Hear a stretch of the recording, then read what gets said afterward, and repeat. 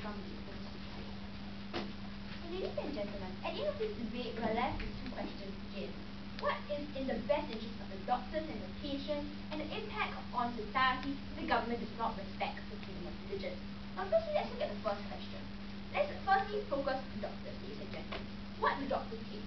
Doctors take the Hippocratic Oath to save lives. And it brought us this situation of abortion and the woman, and you got to choose and all that. They say, well, you're saving the life of the woman. But ladies and gentlemen, if we slant it to another side, on doctors who are Catholic, who are against abortion, how do they see it, ladies and gentlemen? They see it as you are taking away someone else's life, taking away the life of the fetus to save another life. And they say that's wrong, and it's against the Hippocratic Oath. That's why they refuse to do it, ladies and gentlemen. And ladies and gentlemen, you need to respect that right. Because I already told you, and my speakers have already told you, if you don't respect that right, ladies and gentlemen, it will decrease the quality of work. It will lead to poor medical care, and it's not what doctors want to deliver, and it's not what patients want to receive either. Because in the medical profession, we understand that you need to act very swiftly. Every minute counts. You cannot procrastinate, you cannot hesitate. And that is what doctors will be faced with when they are making a decision that is against their moral conscience. When, ladies and gentlemen, their religion tells them you cannot kill, you cannot take away a life. And you're forcing them to choose between the internal condemnation of their soul under the Catholic doctrine and their profession, ladies and gentlemen.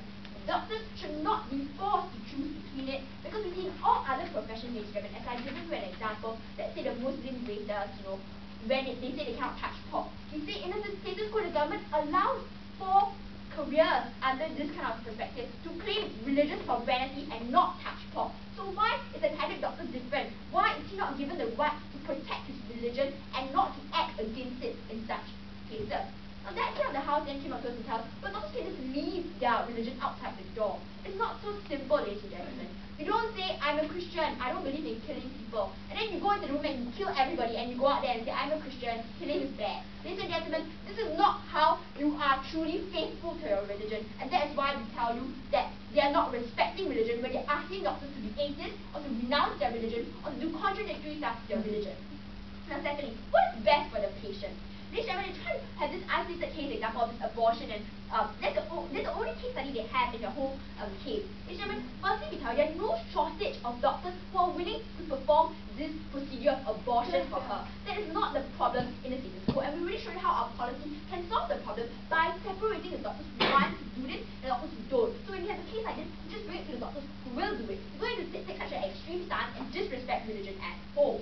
And ladies and gentlemen, one of the most dangerous thing is that you lose the quality of good doctors, you shut up the talent because you discriminate against the Catholics, and you say any talented Catholic people cannot become doctors because of this clause, because they have to contradict their religion, ladies and gentlemen. And we say when that happens, ladies and gentlemen, it's very bad for the medical profession.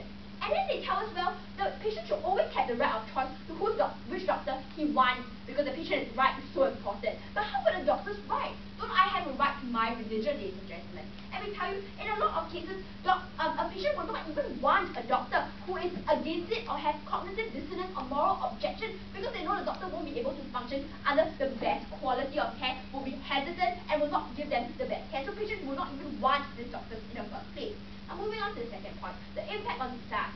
We tell you, if the government wants to intervene into the sovereignty of religion, what the government is doing is alienating the religious group. The government is practicing hypocrisy, because a democratic government says, yes, you can go and set out your mosques, you can set out your churches, but under this under the medical umbrella, we're going to impose our religion, our views on you. We're going to force you to do something against your religion.